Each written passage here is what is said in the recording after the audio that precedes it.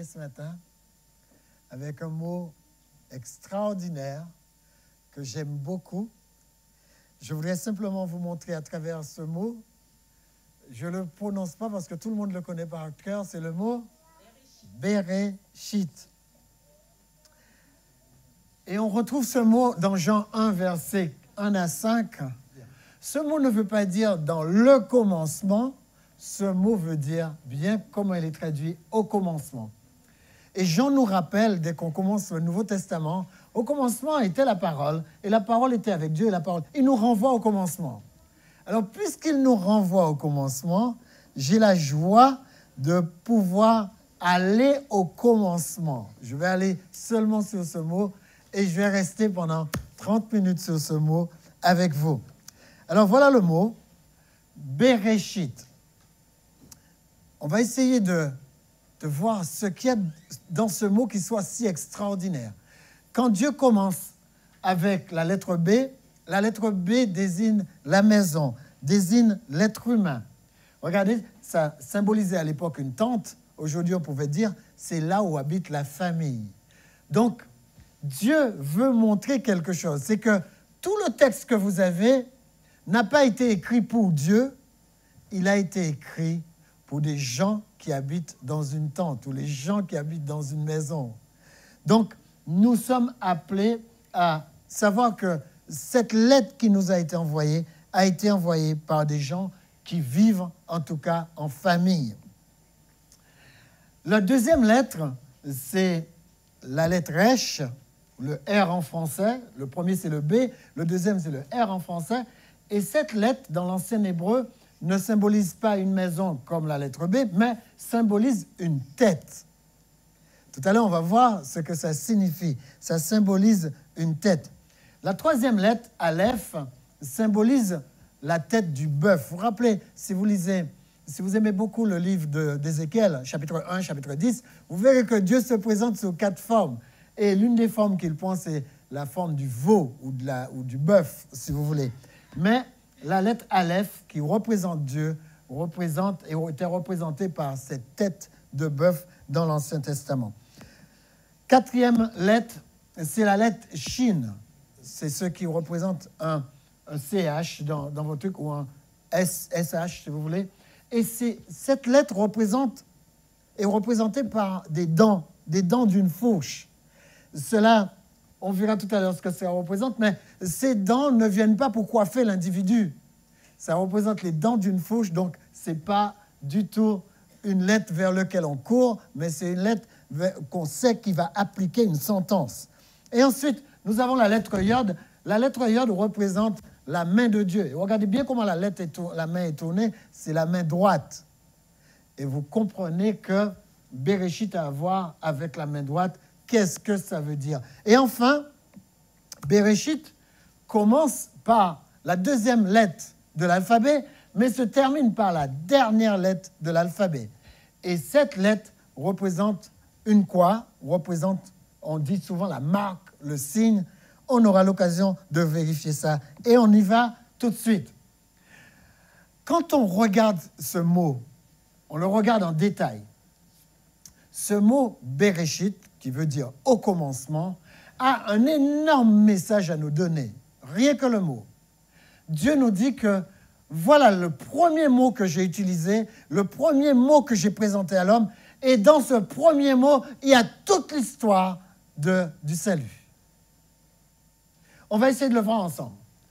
Quand vous prenez cette première lettre, bête, cette première lettre, je vous ai dit tout à l'heure, bête comme Bethléem, comme vous avez vu, donc ça représente la maison.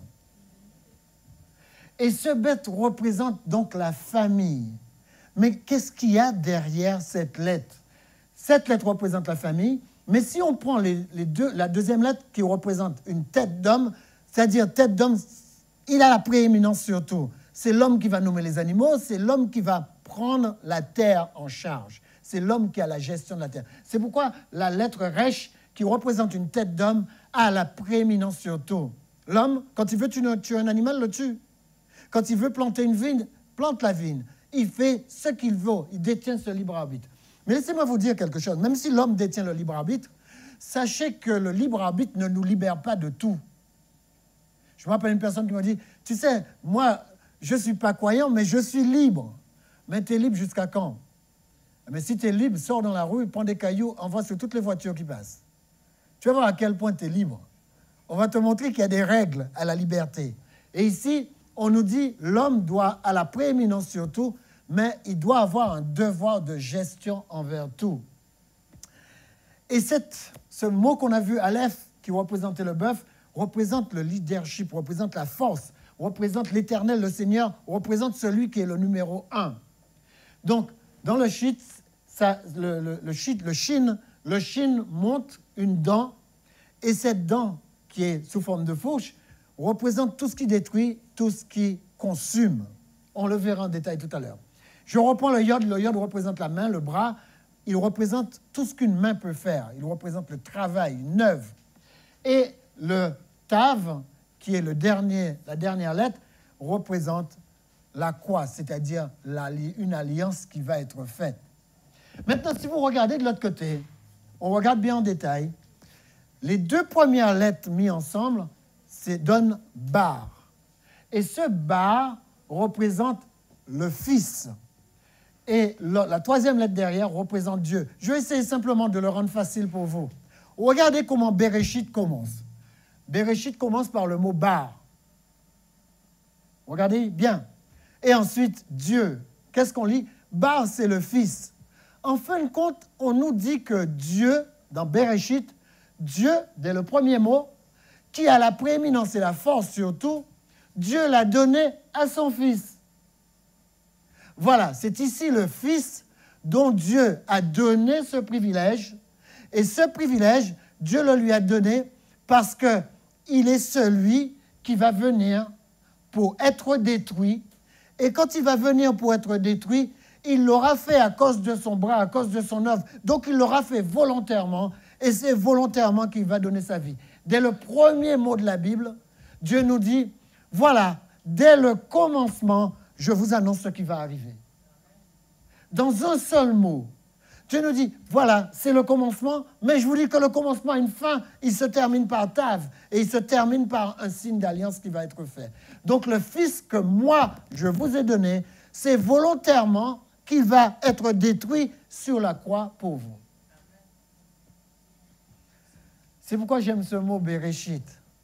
Parce que dans le commencement, vous avez déjà la fin. Dieu vous dit, vous vous rappelez, on nous dit que Dieu est le Dieu, Somme 139, à partir du verset 16. Il nous dit, c'est le Dieu qui connaît la fin dès le commencement. 1 Pierre 1, verset 18 à 21, voilà ce qu'il dit. Il dit, sachant que ce n'est pas par des choses périssables, par de l'argent ou de l'or, que vous avez été achetés de la vaine manière de vivre, que vous avez hérité de vos pères, mais par le sang précieux du Christ, comme d'un agneau sans défaut et d'entache. Et regardez, quand Dieu commençait à écrire le livre, avant même qu'il mette la première lettre sur le papier, il avait déjà prédestiné Christ avant la fondation du monde.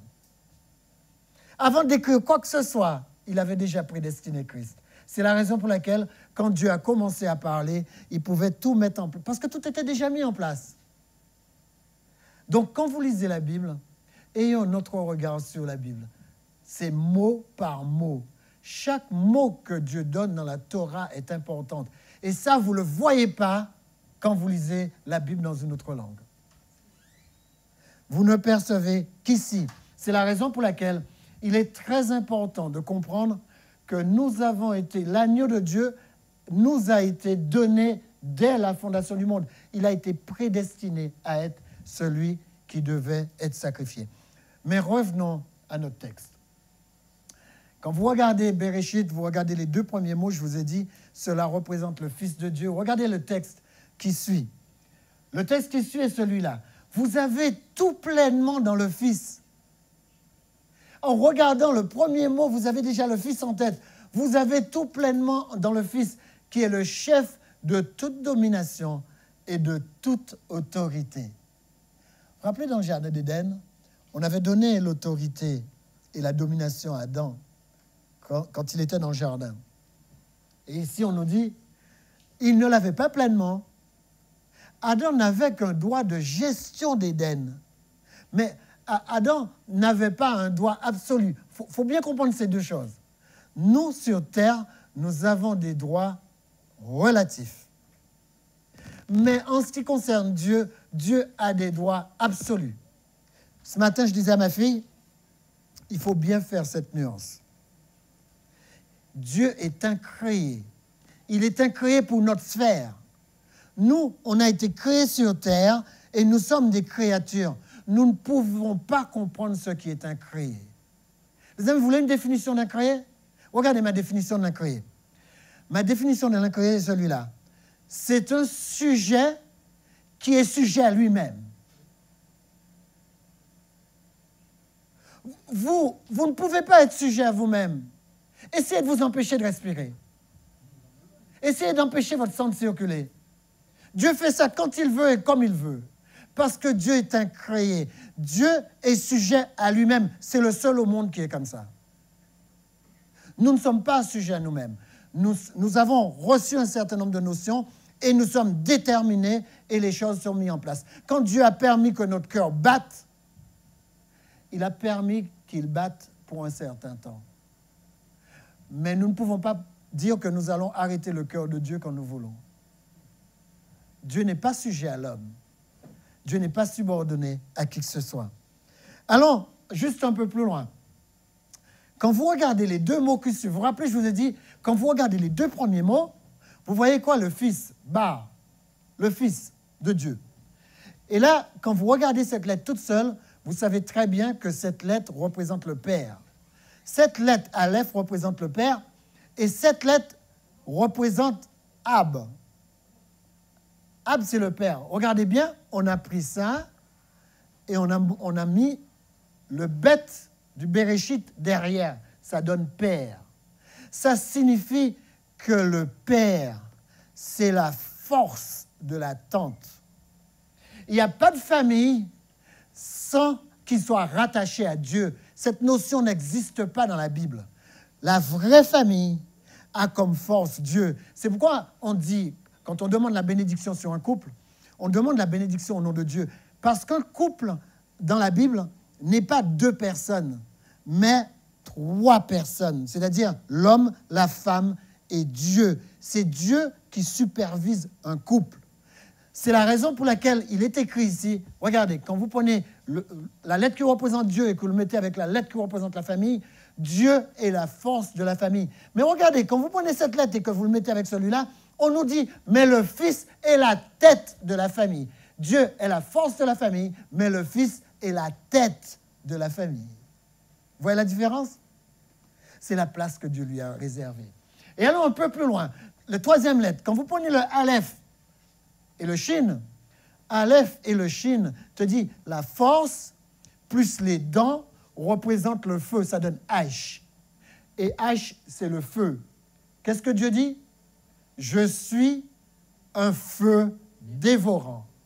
Toujours dans Bereshit, je suis un feu dévorant. Et même si Dieu l'a fait volontairement en mettant sa main droite, à la volonté de l'homme, eh bien, il l'a fait simplement pour rétablir une alliance. Avant, regardez bien ce mot. Ce mot se situe avant le péché. Le péché est au chapitre 3 et ce mot est au chapitre 1, le premier verset. Et Dieu annonce avant le péché que Christ va mourir. Vous avez vu comment c'est prédestiné? Avant même, Dieu sait exactement tout ce qui va se passer. Il annonce dès le premier mot que Christ va mourir, alors que le péché ne se situe qu'au 3e chapitre de la Genèse. Voyons ce passage. Dieu, tu as mis toutes choses sous les pieds du Christ. En effet, en lui soumettant toutes choses, Dieu n'a rien laissé qui ne lui soit soumis. Dieu n'a rien laissé qui ne lui soit soumis. Quand vous prenez le mot Yod, cette fameuse lettre de tout à l'heure, regardez bien, cette lettre, on nous dit que, vous savez, dans Colossiens, on nous dit souvent que nous sommes assis à la droite de Dieu. Mais qui est assis à la main droite de Dieu encore? Jésus, d'accord? Mais regardez ici, le mot Yod, qui signifie main, qui représente la main droite, eh bien le mot Yod a donné Yoshua. Le mot Yod a donné Yahvé. Yoshua, c'est le nom du Christ, le vrai nom que sa mère lui a donné, c'est Yeshua. Le nom de Dieu lui-même, c'est ce qui a donné Yahvé, le nom du Père. Et puis regardez ce mot, Yerushalem, tous ces mots. Vous vous rappelez, dans l'Apocalypse, on dit la ville sainte, la ville de Jérusalem, qui sera rétablie quand nous, on sera rétablis. Eh bien, regardez, Yoshua, Yahvé, Yerushalem commence par la main droite. Vous vous rappelez ce que Dieu dit? Il dit que quand il y a un danger, il fait appel à sa main droite. C'est dans la Bible. Il fait appel à sa main droite. Donc, il fait appel à son Fils. Donc, rien n'a laissé, donc je disais, rien n'a été laissé au hasard. Et si je reprends les deux mots comme ça, donc Ab, c'est le Père, il est la force de notre maison.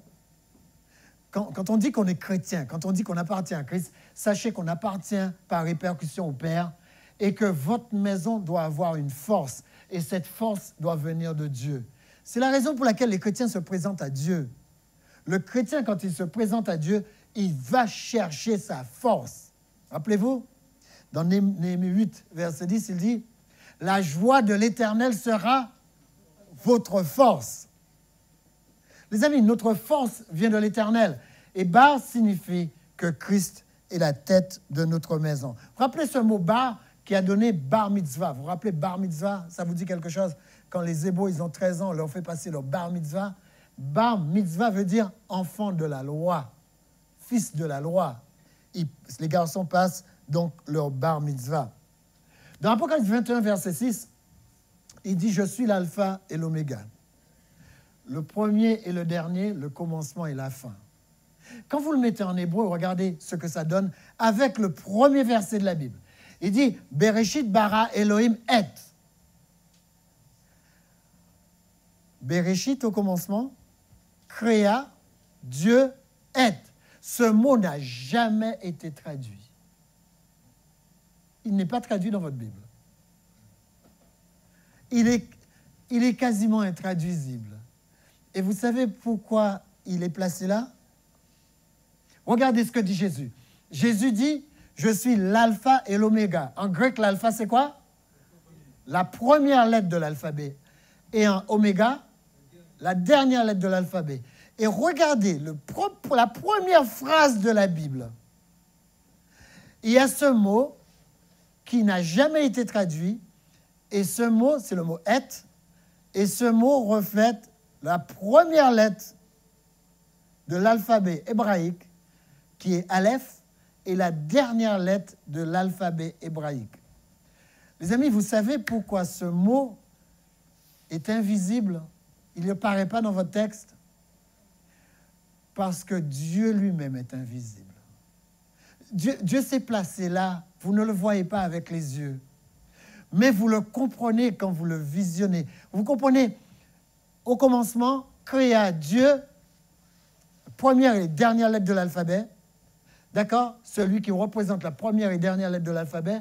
Et il dit, Ha-Shamaim, c'est-à-dire les cieux, Va'et et Ha-Eretz, la terre. Et ce mot-là n'est jamais traduit.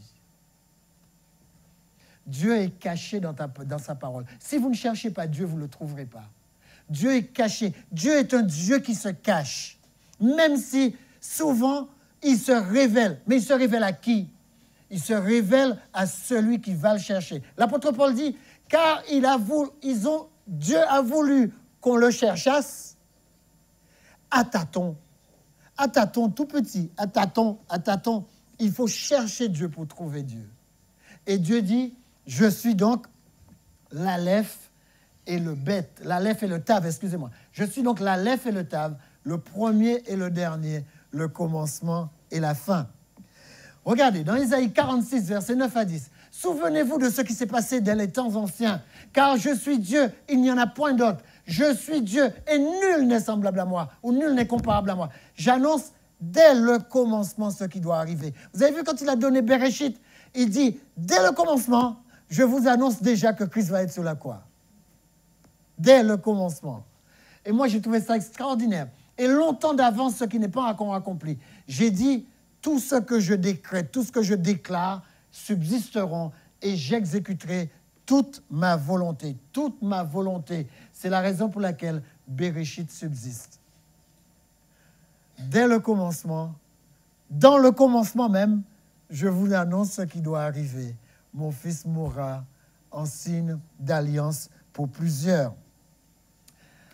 Alors, si on reprend le signe, alors c'est l'Aleph, premier signe, deuxième c'est le Tav. Donc, premier signe représente la force, deuxième, le Tav représente la croix. Et quand on prend ces deux signes, on se rend compte d'une chose. On se rend compte que Dieu a voulu placer en chacun de nous quelque chose d'extraordinaire. Dieu voulait que chacun de nous, on puisse savoir à quel point il s'est donné. Quand Christ s'est donné, il a tout donné, de tout ce que Dieu lui a donné. Et nous, aujourd'hui, on voit qu'il y a des gens qui critiquent. Ils critiquent beaucoup Christ, ils critiquent beaucoup les chrétiens, ils trouvent ça même simpliste qu'on puisse s'approcher de la Bible.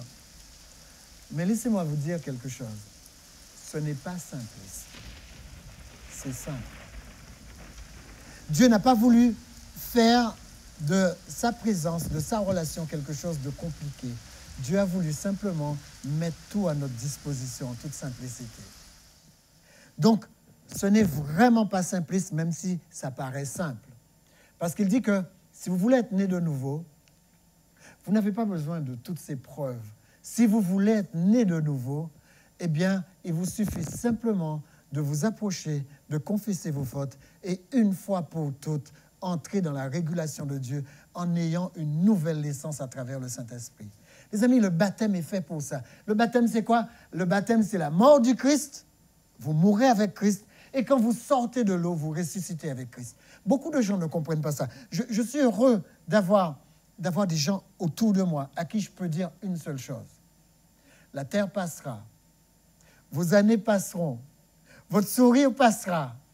Mais quand votre vie sera terminée, vous devriez être sûr d'avoir scellé alliance avec Christ. Parce que Christ a voulu, dès que vous ouvriez la Bible, il a voulu, dès le premier mot, vous dire, écoute, je vais venir, c'est moi qui vais prendre les choses en charge, mais c'est moi qui vais mourir pour toi, parce que tu ne peux pas mourir pour toi-même. Personne ne peut s'octroyer le salut. Que vous soyez enfant, que vous soyez adulte, le salut, vous ne pouvez pas l'obtenir par vous-même. Le seul moyen d'obtenir le salut, c'est de s'engager avec Dieu dans les eaux du baptême. C'est lui qui donne la règle. C'est simplement une question d'obéissance.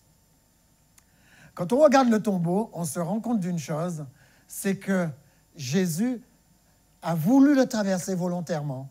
C'est ce que représente la lettre Yod. Il a voulu le traverser volontairement. Personne n'a pris Jésus et le cloué sur la croix. Non, Jésus s'est donné pour être cloué sur cette croix. Et pourquoi il s'est donné? C'est parce que dès le commencement, Dieu l'a prédestiné à pouvoir donner sa vie pour le salut de plusieurs. Les amis, Dieu sait très bien que c'est la seule voie. Beaucoup de gens discutent sur cette voie, mais c'est la seule voie. Voilà ce que dit le texte. Celui qui a le Fils a la vie. vous avez réellement le Fils? Celui qui a le Fils a la vie. Il n'a pas dit celui qui parle du Fils. Je connais des gens qui parlent bien de Dieu. Il n'a pas dit celui qui parle du Fils a la vie. Il a dit celui qui a le Fils. Il faut le posséder. Et vous savez, la plus grande et la plus belle possession du monde, c'est la possession par le Saint-Esprit. Ce n'est pas la possession par l'ennemi de Dieu, c'est la possession par le Saint-Esprit. Ce n'est pas la possession par quelqu'un, c'est la possession par le Saint-Esprit. Celui qui n'a pas le Fils de Dieu n'a pas la vie. C'est clair et c'est net. Il n'y a aucun nom qui a été donné par lequel nous devrions être sauvés. Aucun nom. J'ai vu sur Internet un pasteur à qui on a posé la question, on lui a dit « Est-ce que vous pensez qu'il y a une autre voie pour avoir le salut ?» Il a dit « Le christianisme n'est pas la seule voie pour avoir le salut. » Alors, moi, je n'arrive pas à comprendre la théologie de certaines personnes. Les amis, la seule voie pour avoir le salut, c'est en Christ. Il n'y a pas d'autre. J'en connais pas d'autre. Et vous pouvez étudier les autres, il n'y a pas d'autre. J'en connais pas d'autre. On raconte cette histoire. C'est l'histoire d'un mendiant qui, chaque fois, il voyait arriver un jeune homme, et ce jeune homme, chaque fois, lui donnait une pièce. Et tous les jours, l'histoire se répétait. Ce jeune homme venait, il a fait acquaintance avec lui, il a échangé avec lui, il a rentré dans une relation avec le mendiant. Et chaque jour, il venait et il mettait une pièce pour le mendiant. Et un jour, le fils ne venait pas. Et le mendiant se sentait un peu seul, mais il ne vient pas aujourd'hui. Alors le mendiant s'est levé et le mendiant a été jusqu'à sa maison parce que le mendiant l'avait déjà suivi une fois. Et il savait que cet homme habitait cette belle maison avec son père parce que ce fils lui parlait tout le temps de son père. Il disait « Mon père, c'est un homme extraordinaire. Mon père fait ceci, mon père fait cela. » Et lui, chaque fois, il acquiesçait et il avait soudé une amitié avec cette personne. Et alors, quand il arrive à la barrière, il y avait un garde à la barrière et il dit au garde « Où est telle personne? Je ne le vois pas. Où est le fils? Je ne le vois plus revenir. Il venait chaque jour me voir. Pourquoi il ne vient plus? » Il dit « Parce qu'il est mort. » Alors il dit « Il est mort. » Mais il disait « Écoutez, j'aimais tellement cet homme, je le trouvais tellement extraordinaire. Alors, il faut que je fasse quelque chose. Le père doit être bien triste parce que ce père, il m'en parlait tout le temps. » Alors, il est rentré chez lui. Il a pris un tableau parce que le fils était un artiste, et du moins le père du fils était un artiste, et il racontait ce que son père faisait. Donc lui, il a acheté une toile et il a dessiné le fils. Il a dessiné le fils en train de lui donner quelque chose. Donc, il a dessiné son ami. Et quand il a pris des jours pour faire le tableau, et quand le tableau était prêt, il a pris le tableau et il a ramené le tableau jusqu'à la barrière. Il a donné le tableau au garde. Et quand le père a vu le tableau a touché le père. Un mendiant qui a dessiné ça. Le père dit, écoute, ce tableau, je veux le mettre dans mon musée. Parce que le père possédait un muséum. Il a pris le tableau, il l'a mis dans le musée. Et quelques jours plus tard, il a senti qu'il n'était pas bien, etc. Il a dit, il faut absolument que ce tableau de mon fils soit préservé. Alors, il a fait son testament avant que quelque chose lui arrive. Quelque temps plus tard, le père est mort. Et le clochard est revenu à la maison dire, « Mais écoutez, j'ai entendu que le père est mort. J'aurais bien savoir qu'est-ce qui va se passer maintenant. » Et on lui a dit, « Le père est mort et bientôt il y aura des enchères. » Il a mis tous les tableaux en vente ainsi que son musée. Il a tout mis aux enchères. Et le clochard est parti s'habiller. Il s'est arrangé et il est venu à la vente aux enchères. Et quand il est venu à la vente aux enchères, on a commencé à présenter, on a installé tous les tableaux et puis on a commencé la vente. Et quand la vente a commencé, c'est son tableau qui a été mis en premier. Les gens n'étaient pas intéressés par ce tableau, ils étaient intéressés par les autres tableaux. Alors quand on a commencé à faire monter les enchères ne montaient pas. Alors lui, il a dit, écoutez, voilà tout l'argent que j'ai sur moi, tout l'argent que j'ai cumulé pendant des années. Il a dit, je veux le tableau du fils. adjugé, on lui a donné le tableau du Fils. Et quand il s'est avancé, il a pris son tableau sur le bras, c'est le seul tableau qui l'intéressait. Il a pris le tableau du Fils, il s'en allait. Le commissaire s'est mis debout et il a fermé la vente. Il a dit, selon le testament, seuls tous les autres tableaux seront donnés à la personne qui achèteront ce tableau. Et le musée sera donné à la personne qui achètera ce tableau. Et toute la fortune de père a été donnée à ce mendiant. Vous savez, c'est exactement l'histoire de Béréchit. Les amis, si vous avez le Fils, vous avez tout. Dieu ne veut pas vendre autre chose que son Fils. Dieu ne veut même pas le vendre, il veut le donner. Il dit, celui qui prend mon Fils a tout mon héritage. Celui qui prend mon Fils a mon ciel. Celui qui prend mon Fils possède le ciel et la terre parce que mon Fils possède le ciel et la terre. C'est la raison pour laquelle nous, quand nous regardons le Fils, nous croyons que c'est quelque chose... Vous savez, certaines religions disent que cette vie va passer et qu'après cette vie, Dieu va nous donner une deuxième chance. Je n'ai pas vu ça dans l'Évangile. Il n'y a que cette vie. Et après cette vie, la Bible dit, après la mort vient le jugement. Parce qu'il a fixé un jour par lequel, où il jugera le monde. Il jugera selon sa justice par celui qu'il a donné à tous une preuve en le ressuscitant des morts. Acte 17, verset 31. Je termine en disant que celui qui a le Fils a la vie et il n'y a pas d'autre vie qu'on puisse avoir hors du Fils. Que Dieu vous bénisse. Amen.